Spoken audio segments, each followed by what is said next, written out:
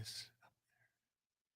Hi, everybody. I'm Lisa Shield, And I'm Benjamin Shield. and we both have very bad colds today. Actually, we're getting over the flu. I went to a conference last week or the week before, was it? Week before. Oh my God. And I don't know, for anybody that is a flu shot fan, highly recommended. This was worse than getting COVID. So I would really recommend that you all consider getting a flu shot if you're into that. It's supposed to be a really bad flu season. So today we have a wonderful topic for you, and it is are you the backup girl? And this is a topic Benjamin and I have really been putting a lot of thought into. And it's one that so many of you need to be aware of because a lot of us don't realize or want to realize that the reason we're feeling the way we're feeling and our relationships aren't progressing is that we're really allowing ourselves to be in the background and kind of just an accessory to a man, right, honey? An option, Mhm. a backup. A backup. And these guys often use excuses like, they're not ready for commitment. They will be ready for commitment at a future time. Just bear with them. They do things like future faking, which is they start promising someone the future without being responsible for the present. So they're always pushing their illusionary relationship into some future, and it's this glorious relationship. Or they're fast forwarding. In other words, they're jumping in so quickly, something we would call love bombing. And they're immediately introducing them to your friends and saying, this is it, this is the one. And then when you start coming closer, when it becomes real, they back away. And honey, I'm going to put this up a little bit just to see if we can make sure. Okay, Great. There you go. I think that's good for the sound. I love some of these terms. Like, I know there's a wonderful book out there called Mr. Unavailable and the Fallback Girl. Yes. And some of these terms are terms that she uses in the book, correct? Yeah, a great book, Mr. Unavailable and the Fallback Girl. Yeah. And so I love this idea. Well, I don't think I love the term future faking. Can you talk about that a little bit more? Well, future faking is when an unavailable man tries to lure a woman into a relationship with promises of what it will be like in the future. Mm-hmm. Even if he's completely unavailable in the present because of time, because of work, because of lack of really ever wanting a commitment. So he'll lure someone into a future, the illusion of a future that she feels, like would be her dream. And if she can just hang out with him, it will eventually happen. And do men know what they're doing? Yes, they do. And and then sometimes they don't.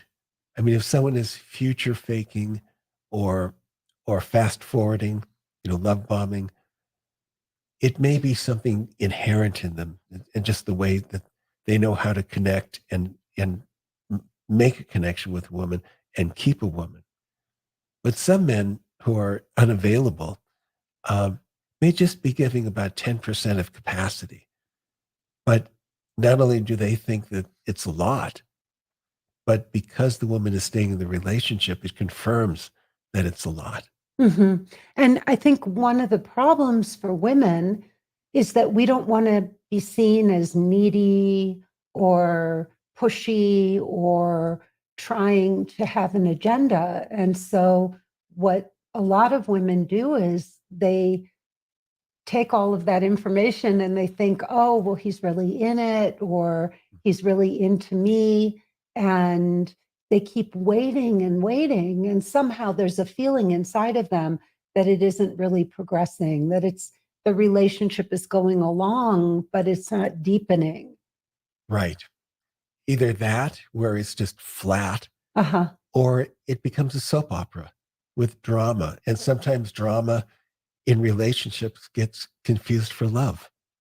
Can You you know, talk more about that?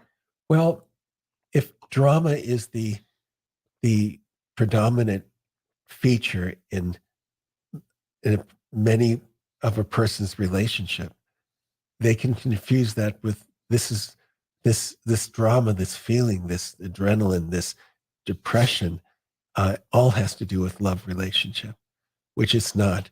No one wants their truly no healthy person wants their life to be a soap opera.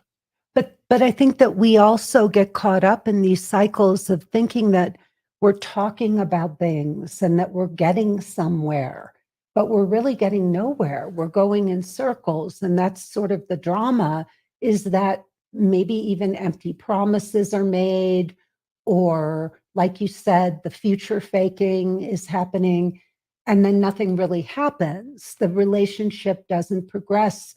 And especially for women who want commitment, who want marriage, who might want children, it's not really going anywhere. It's just going in circles. Yeah. Or the woman may feel that these incremental movements, forward movements, means that the relationship is progressing. Mm-hmm. And excuse me. And these relationships can go on for a long, long time without the man ever saying, I love you, or making real, solid moves for commitment and for the two people to be together in the future. Yeah, we actually had an instance of, excuse me. It's going to be some good editing for Carrie Lee. We actually had an instance of one of the women who was in our mastermind group where I kept saying to her, there's something wrong here because this man is not saying, I love you. And she had asked him. And it had come up multiple times. And he told her that in the past, he said, I love you too fast. And then those relationships fell apart. And so he didn't want to say it too soon. And then the most horrific thing of all was in the very end when everything really blew up. And she said to him, or something happened where he actually said to her, when he told all those other women, I love you, he never even meant it. Yeah. Which was even worse. It was just so despicable for him to say that. And she said, well, you told all those other women that you loved them. And he said, oh, yeah, but I never meant it, which was horrifying. Yeah. So she bought into this idea, this lie that he had been telling her, that he didn't want to say, I love you too soon. But after 7 months of being together, of being intimate, of sharing their lives, of getting to know each other's kids and families, it was crazy to think that a grown man couldn't say, I love you. Yeah. And for the woman's part, that it's because things seem to be okay. They're with a great guy, or what they seem is a great guy, and what they envision what the future will be, that she'll move into their house, they'll buy a house together, uh, they'll intertwine their finances, and they'll be a true couple. But because they see that things are going along well, they just assume that the man is becoming more and more entrenched in the relationship. Mm-hmm. And the truth is, it may be exactly how he wants it to be: casual, keeping his own home to himself, doing things on his own timeline, and both long-term timeline and how much he can see her during the week. Well, and I can also see another thing that women would do is they would think that they were being compassionate and understanding if a man was making excuses. Some women want to be kind. Some women want to see themselves as being understanding and compassionate. And so they go along in that and they make themselves believe that they're being loving and kind. But in the end, it's just creating, by not putting any kind of pressure or any boundaries or asking for anything, or asking and then accepting these lame excuses, the woman is really participating in and enabling the guy. Yeah. And that woman would benefit from evaluating her own self-esteem, because being in a relationship with an unavailable guy, even if he's a great guy, even if you guys see each other a couple times a week, Yeah. and have great dates, but it really doesn't go anywhere. It's a sign of low self-esteem if she wants something more and she's just sticking it out and hoping that something good will come out of it. And some, just to be clear, some relationships may progress slower than others. And because there may be children involved, there can be logistical reasons why certain things won't happen. But there is a feeling that a woman gets when she feels safe and secure in a relationship, and when she feels that a man has both feet in.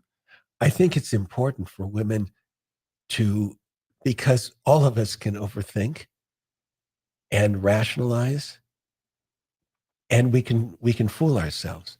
But if we listen to our gut, our true gut instinct, that's usually what's true. So if our mind is telling us, well, he just needs a little more time, he's sorting things out in his life. But in her gut, she feels that something isn't right. Or after a date, she has a kind of an ill feeling or a headache, even though it was a great date, you know, for whatever it was involved with. But trusting that gut instinct is so important.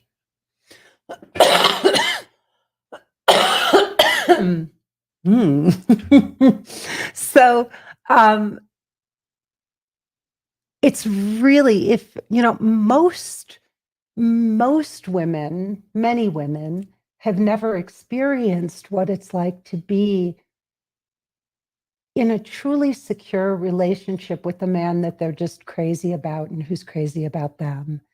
But it's so important to know, for women to know, that even if you have been anxious or felt anxious in past relationships, when you're with a man who has both feet in and you feel him coming towards you, you feel his honesty and his sincerity and his desire to get closer to you, and there's not this feeling of pushing and pulling and why isn't he calling and why isn't he saying I love you, and it's a completely different feeling. Yeah. And there's not the overthinking. There may be a little bit of, oh my gosh, maybe, I'm scared the other shoe is going to drop. I think a lot of people have that when they find something good, but there's not this constant obsessing and questioning and waiting and wondering. There's a man who's open and honest and who's there, who's available, and who's following or pursuing you and has both feet in, and you can feel it. Right. Because he's not blowing hot and cold. He's not coming on strong. And then when you approach him, that he backs off. And then when you back off, he comes on strong again. It's crazy making. It is crazy making. And I really want to distinguish a little bit here, honey, a backup girl from just any relationship with an unavailable man. we're talking about something very specific here when we talk about what a backup girl is. She is a backup plan, right? Mhm. She's kind of a backup plan. She's An option. an option, but and often he may have another girlfriend or a wife, or he may be really married to his job, and Or not over a past relationship. or not over a past relationship.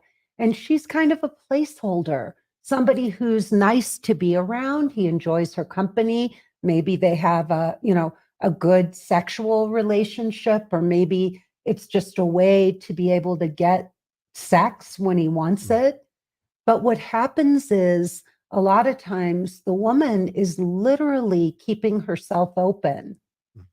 Right. She's keeping her options open, so she may not see other men. She may be sitting at home or not going out with girlfriends, or she'll cancel dates with girlfriends so she can be the backup girl if he happens to call. Yeah, waiting for the phone to ring. Waiting for the phone to ring or the text to come. But she's always somehow waiting, and she's on his schedule. He's not on hers. Yeah. And not just time schedule, but commitment schedule. Mhm. Like he could be sending good morning, sweetheart. I hope you have a beautiful day every morning. Uh, you know, uh, sweet dreams at night. And the woman feels that that's connection.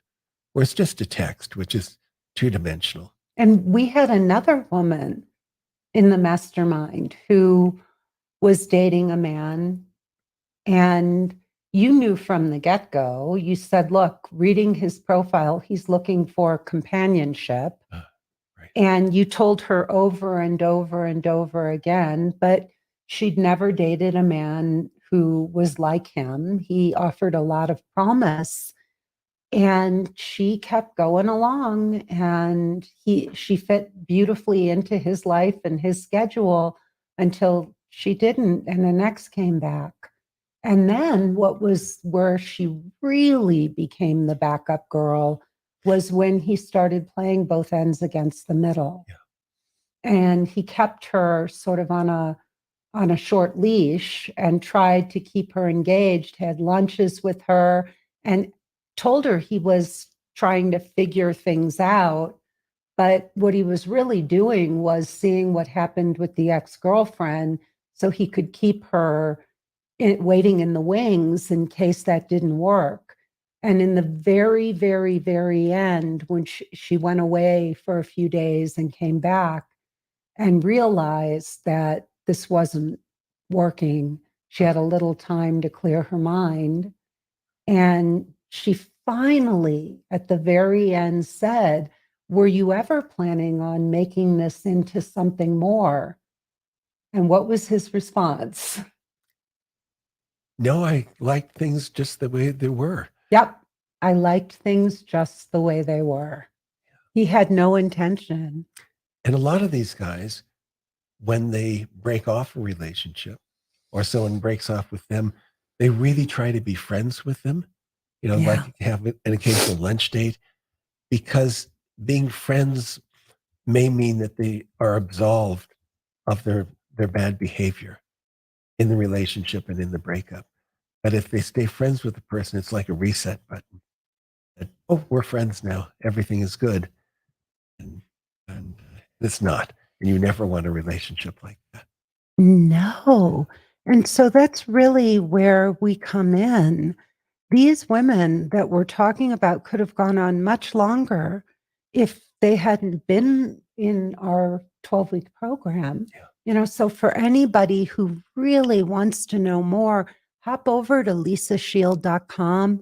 There's a link there to all over the website. There are links to view my free 45-minute presentation, and you can jump on a call with us if you want to talk about how we can help you get out of one of these kinds of relationships and stop being a backup girl. So these men will take advantage of you, and you really do want to make sure that you get out of these relationships and start learning how to do this intelligently so that you don't waste time. I know I've been in relationships like this in the past, and I stayed with them because these men were the kinds of guys that I thought I really wanted to be with, Right. but they weren't men who really wanted to be with me. And it's not that there wasn't somebody out there who is fabulous and would want to be with me, but I had to find the self-esteem and be willing to walk away from those relationships to find the guardian of my soul. So please, we can help you with that. And we would love to hear your questions and comments. If any of you have ever been in a relationship like this, if you've ever been a backup girl, or if you're in a relationship like that right now, please put it in the comments, ask questions. We would love to hear from some of you. Yeah. And one of the most important things is having the discussion about the relationship. And we really and should never go beyond 6 months of saying, what do you want? And really pinning someone down, because that 6 months could go into 6 years. Well, and we actually encourage women to have a conversation at 3 months. Absolutely. Absolutely. And part of that conversation, not only about their relationship, but about his past relationships. Are all his relationships 3 months or 6 months or 9 months? Meaning that he burns out. So, that says a lot. He has a lot of 3-month relationships, because after 3 months, any pretense he's trying to put forward begins to become tiring or begins to fall apart. And when the woman sees who he really is, he just moves on to another woman. Mm-hmm. Yeah. And that's a big thing. If you don't ask for what you want and you don't start to put some boundaries around the relationship, it's funny how much time can go by, how life can get in the way. And the saddest thing is you will develop feelings for this person. And the one who's going to get hurt is you, because he'll just be on to the next one and the next one and the next one. They'll always find someone else. They always will. It will never, and they're not even looking for the one. They're just looking for the next one. Yeah. Yeah. And partly it's because they're never able to commit. Right. But partly they love the chase, the conquest, and they love the adoration, particularly in the beginning of the relationship, because he wants to pretend or portray himself that he is exactly the person this woman has been waiting for. And she falls head over heels. I think it's really important too, honey, to think about how much, when it comes to relationships, how much projection is involved. Yes. And how much we hear what we want to hear and we see what we want to see. And especially when we meet somebody who seems to have so much of what we think we're looking for, it's so easy to start going into what are known as positive projections. And people don't realize that positive projections are just as dangerous as negative projections. And both are, both things occur. And so it's very important to realize that we can take, I know a great example of this is when we're looking at online dating profiles and you're seeing a photograph of a super handsome, fit guy, we are going to project positively on that person and cut them immediately a whole lot of slack that we wouldn't give to a less attractive guy just immediately, just upon first sight. And we start making up a story in our head about that handsome guy and the life he lives and the life he could offer. And often women will even respond to a really handsome guy who doesn't have a profile up, Mhm. and they'll blow off an average looking guy who has put a lot of thought and care into his profile. So these projections really get in our way. And I know with both of these men, one of the guys that we were talking about earlier, our client, the first one, she thought he was so handsome when she first met him, and she was so swept away by his physical appearance that she cut him all kinds of slack Right. that she would never have cut another guy. And the second woman that we mentioned, this man was extremely successful and financially, stable, and she cut him a lot of slack Mhm. because of his financial status and success.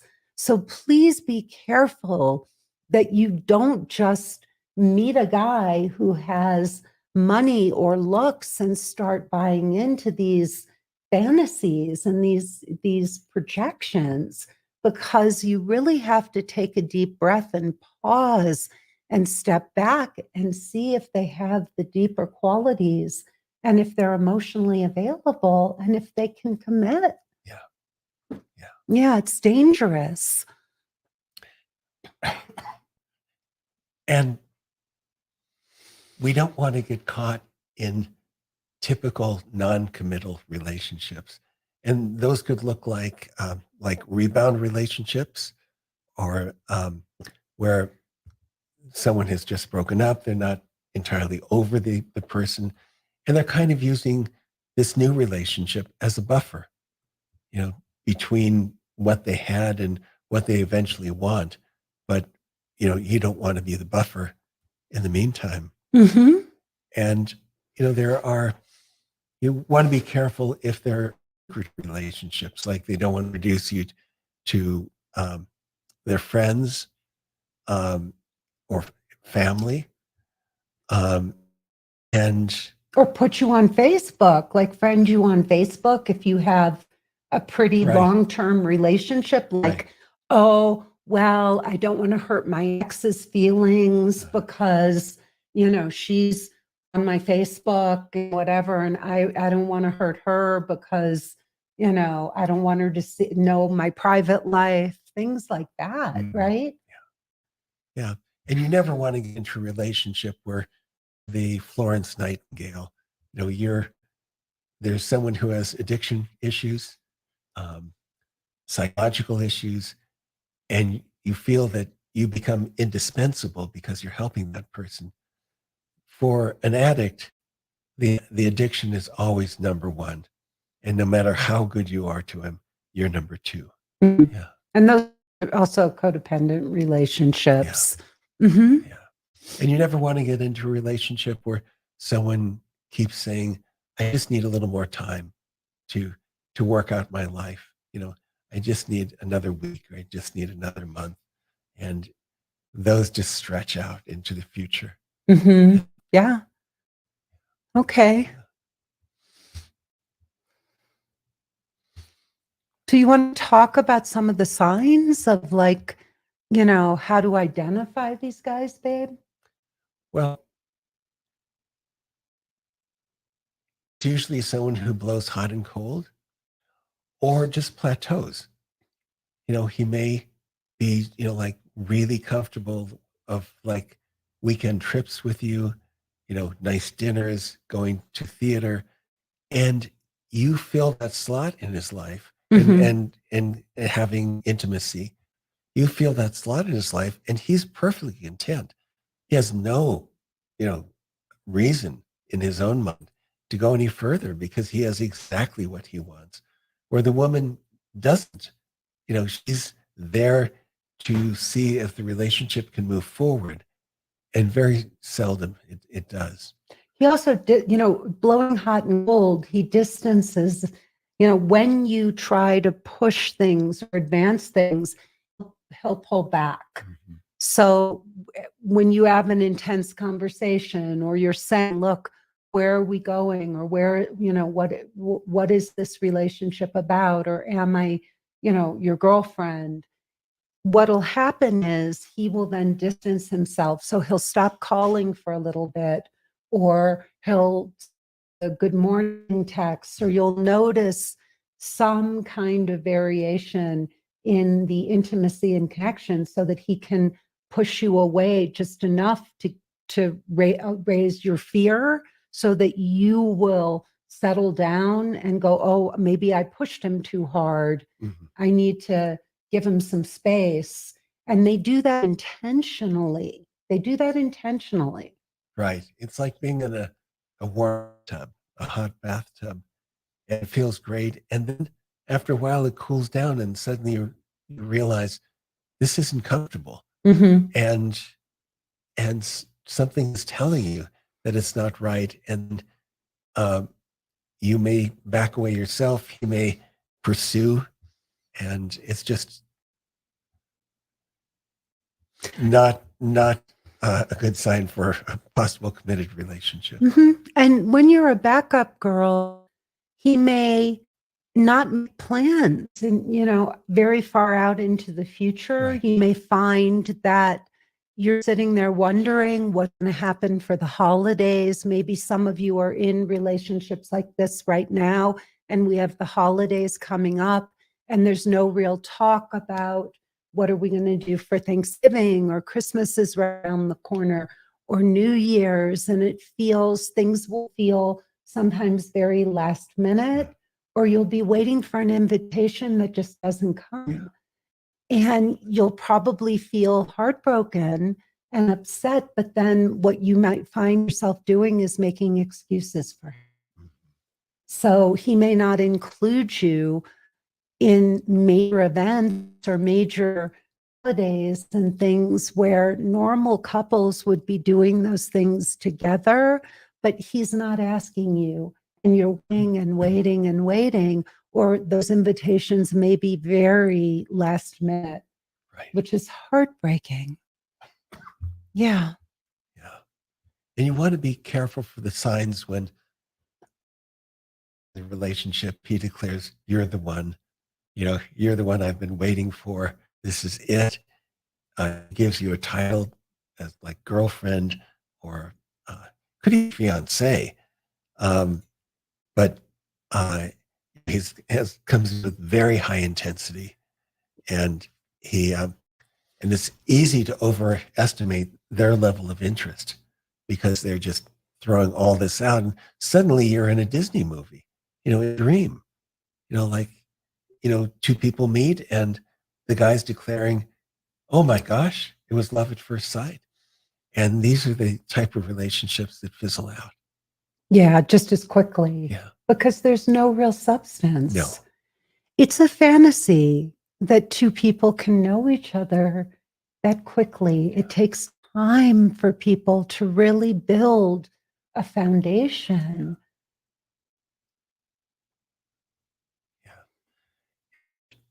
Yeah. If a relationship could be on a scale of 1 to 10, where 10 is really the goal.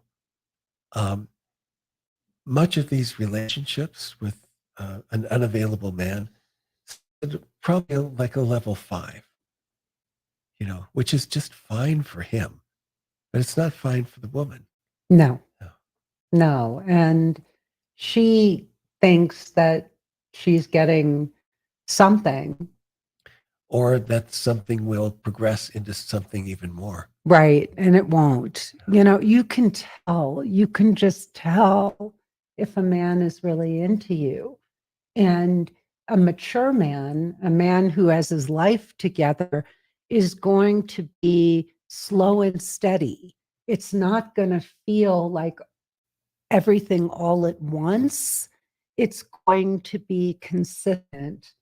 It's going to keep showing up. There's going to be a little bit more and a little bit more and a little bit more and a little bit more, but he will keep including you in his life. By the way, he will also say and do things that no man has ever done before. For example, on our 5th date, we went to your house and you told me how much money you made, and you told me about some very serious health issues that you have. You didn't do it in an offhand way, casually over dinner or whatever.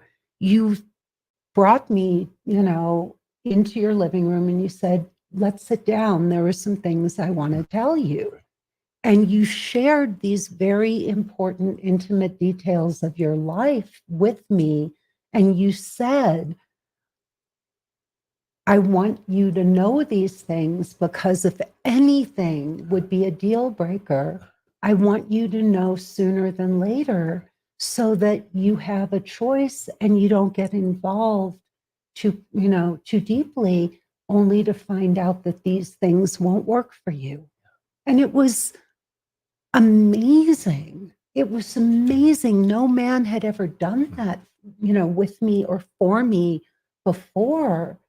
And I think there was a level of seriousness of, I really want to get to know you and I'm really serious about this. And I felt it.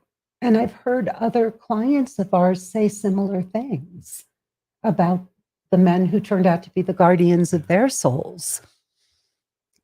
So, honey, what else? What else do you want to say about this? Well, I think that it's often a reflection of our own self-esteem that if we're willing to be in a relationship that our gut is telling us that it's not right or it's not going to lead to what we eventually want, that we're wasting time, that it's a placeholder, that it's an opportunity to look at our own self-esteem. Mm-hmm. Okay. There's a couple of comments from our listeners. Pauline says, once last year, it took me a while to connect the dots. I rarely had dates on the weekends with him. First clue, maybe? Right. And for many women, they don't have any dates during the daytime. It's always at night. It's always on their schedule. Mm-hmm. And that can be a sign. It could be a sign. Uh-huh. And I would think weekend dates, no weekend dates would definitely be a clue. Yeah. If a man is relegating you to a specific time slot in his schedule and doesn't deviate at all from that, that's not normal. Yeah. Yeah, that's not good. He's not integrating you into his life. Or integrating into your life. Yeah. Yeah, it goes both ways. Yeah. So Wanda said 3 years. You totally described my situationship to a T. I can't even call it a relationship as he doesn't want to label it. Whoa, 3 years, Wanda. Yeah. Wow. These things will go on and on and on and on. And it's really important to understand that if a man is comfortable in the relationship or the situationship and he's getting his needs met and he doesn't have to do, it's all on his schedule and he doesn't have to go any deeper. This is what he wants. Right. This is a gift. You're literally, it's all on his terms. It's what he wants. And you're literally an accessory to his life. Right. And it's easy to think that a relationship like that would be superficial as far as the actual dates themselves, because you could be the person that he has a shoulder to cry on, that he could talk about other relationships, pains and hurts, but that's what you're there for, but not for anything that progresses. And I really want to put this out there to everybody who's listening to this. If it doesn't feel good to you, if you constantly feel like you're coming up with the short end of the stick, you have to look at that no matter what he's telling you, no matter what he's saying. If it constantly feels in your gut like you're always getting the short end of the stick, and every time you reach out for more, it's like you're grasping at straws, then listen to your gut, because there are men out there who will commit to you. There really are. And I could see times where I've been unavailable. a relationship probably less than 10 years before you and I met. Um, I was offering her Wednesday night and then Saturday nights staying over into Sunday. And, you know, I thought it was all I can give because I had a full practice. I worked evenings all the other times. And then I met you and I just changed my schedule, so it was a sign that either I wasn't mature enough then, and I've learned since, or this wasn't the right person for me, or both. It was so beautiful, by the way, when I knew how busy you were. I knew what a full life you had. And I marveled at how you made time for me. I really did through the whole courtship when we first met. Benjamin and I lived about 45 minutes apart, even longer, even more in traffic in Los Angeles.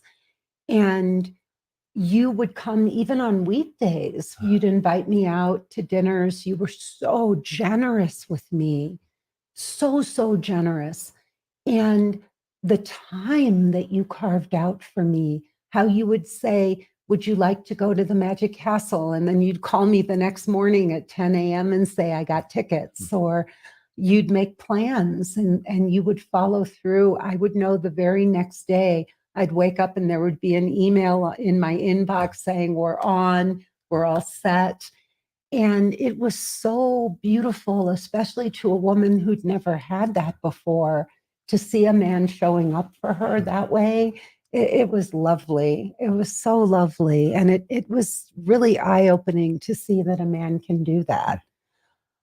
Jeanette says, is it true a man knows if she's the one after the second date? Absolutely not. I don't know who Because, told you that, Jeanette. I mean, it's easy to project by the second date, but you don't know each other. He doesn't know you, you don't know him. And it takes a while, it takes seasoning in a relationship to know each other. And being the one isn't something that you get struck with. It's something that is an accumulation of trust and safety and shared experiences. Yeah. And getting emotionally naked and seeing if someone can meet you there. Colleen says, after 1 month and a half, I was never invited to his home to meet his friends or go to the places where he went for enjoyment. He always came to me. Right. Not a good sign. Yeah, typical, Colleen. Very typical of being a fallback or a backup girl. And it may not even mean that he had another relationship, but just afraid of committing to any depth where you would meet his family and friends. So he may have had someone that he was seeing, or he just may be afraid of relationship altogether. Or you might not have been the one. Yeah. I think we all make space and room in our lives for the people that matter to us. And sometimes a man will meet a woman who's meeting the needs that he has in that moment, and it's good enough for him. And as long as she's willing to go along with it, that's perfect. I mean, what guy, think about this. Sure, there are some men who want to go out and have sex and meet women and pick up women and get off on doing that. But there's a lot of men that would really just like to have a steady sexual partner and somebody who's always available when he needs her. And that's perfect because she's there, she's willing to do it on his terms, and he doesn't have to do anything. He doesn't have to make a commitment, not even, take her out to dinner once in a while or a movie or do something or a nice. weekend trip. Or a weekend trip if he feels like going away and having a little fun. But there's no real commitment. He doesn't have to risk his financial future. He doesn't have to buy a home with you or marry you or do any of those bigger, deeper things. Or change anything in his life. Yeah. Yeah. So he gets what he wants. He gets a girlfriend experience without having without making you his girlfriend. Liz says, wow, did we read this? No. Oh, wow, I was integrating him into my life and family. He was not, and his work came first, always on his schedule. So here we are, all of these examples of women here who have gone along in these relationships, and you were very much the backup girls here. And there comes a point where you step back and you say, this isn't good enough anymore. And I'm not going to do this. I want a man who's all in, and I'm going to hold out for that. And if I have to go on date after date after date to find him, I'm going to commit to staying on that path until I find a man who's as interested in me as I am in him. Yeah. And you being the one that is trying to power the relationship would be like trying to row a canoe with one paddle. It's pointless and frustrating, and you'll get nowhere. So you will know if the other person is putting in as much intention and direction into the relationship. And then commitment and exclusivity come naturally. It's not like, we encourage women to have this conversation by 3 months. But in the ideal relationship, it's something that is a natural progression where there really isn't a discussion about it needed. I remember in just after Christmas, you had gotten us a trip to Catalina, for Christmas. Our failed trip to Catalina. Oh, it was all right. It was fun. It was. And we were brushing our teeth together, and he said, I'm going to spend the rest of my life with you. And with a mouthful of toothpaste, I said, you better. And that was it. That was it. Yeah. The big exclusivity discussion. Well, and the funniest thing was I felt there wasn't a moment's hesitation. There was not a moment's hesitation in me saying that. I just knew that was true. And it was just like I was stating a fact that you were stuck with me. So what last words of advice would you have to all the backup girls out there? Well, these unavailable men are like bright and shiny objects, and they appear brighter and shinier than they actually are, because underneath that, it's often a lot of sadness and frustration, because I think that they really want relationship, in their heart of hearts, and they're thinking if some magical, perfect woman came, they would change their ways and they would settle down. But it's just not going to happen. These guys are narcissists, often narcissists, unavailable in so many ways. There's one question, last minute question. Thank you for this discussion, Lisa and Benjamin. What if one partner is recently divorced from a long marriage? The other has been alone for quite a few years. I love the slow and steady, but wonder if I may be looked at as a friend, which may develop later, or if time has what he needs. Patience, do I ask? I can understand being free and finding your feet. Needing time to figure things out and texting and meeting is not often, but whenever I or he suggests, more me and great meeting. Yeah.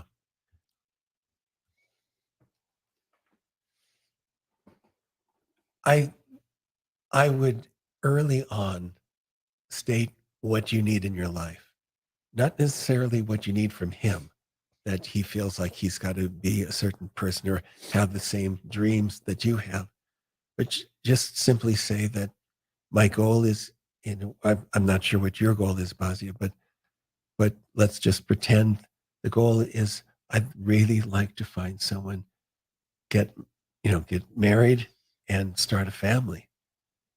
And it's not saying that I need you to marry me and I need you to be the father of my children and live happily ever after. Excuse me. But simply to state what we want in life, what our dreams are, and then see what comes back. You know, if it comes back saying that wow, that is my dream also, then you have something to work with. If it comes back as saying that, well, you know, I've done it before, I don't want to get married again, you know, I already have a family or I don't want kids. So early on, it's very appropriate to have that discussion. Also, I would be a little careful. I don't know if it's you or him who was recently divorced from a long marriage, but if it's a man, it's not always the best time to start a new relationship. It's much better if he's been out dating a bit and he gets his bearings, no matter how good the connection is. Often those relationships, as Benjamin said, can have a bit of the Florence Nightingale feeling where you're there lifting him up and proving that you're not like his ex and all, and trying to build him back up and help him repair and feel good about himself. And then the men will go out, and eventually, once they're feeling better, they'll want to go out and play the field and really see what's available to them. But they may want to jump into something initially just because they're wounded birds and they're trying to get back on their feet. So I would be careful with recently divorced men in specific. Um, yeah, I don't know that, Basia, that's going to be a great relationship. And I also, you know, patience can be a detriment in this situation. It can be detrimental because you'll stay in it, and that's what he wants until he gets back on his feet. And then you're going to wind up getting hurt. So they don't even know when they come out of a marriage like that. They're not even aware that they're jumping in. They think, oh my God, she's so different. I feel so, you know, seen and heard and understood, and she's giving me everything I didn't get in my marriage. And then only to find out that once they start feeling better, they want to see what else is out there. And one last Facebook user said, I came to this realization. I let him know that I wanted to be a leading lady, not a friends with benefits. No, I could not continue being his last priority. No. Starts with self-respect, ladies. I love Beautiful. that. That is Beautiful. this is the perfect note to end on. Yeah. People treat us the way we allow ourselves to be treated. People treat us the way we allow ourselves to be treated. And so men are going to respect women who respect themselves. So good for you. Absolutely good for you. Nice to see you, Jill. All right, everybody. Don't be the backup girl. Be his number one priority, and find a guy who will make you a priority in his life in the same way that you make him a priority in yours. Thank you so much for everybody who shared and asked questions today. We so appreciate it. Please go to lisashield.com and check out our beautiful website where you can learn so much more about us and the work that we do. You can also find all of our podcast episodes there, or you can go to the place you love getting your podcast, and please rate and like it. We love to hear from our listeners. You can also give a thumbs up on YouTube, and you can send us an email.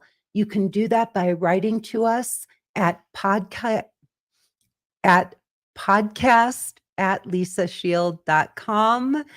And finally, click the button to watch our free 45-minute presentation. If you like what you hear, we can jump on a call and tell you all about our 12-week emotionally naked dating course and how we can help you find the guardian of your soul. Thank you, everybody, so much. Happy holidays. Happy Thanksgiving. So much love to all of you, and we will see you next time. Bye-bye. Bye.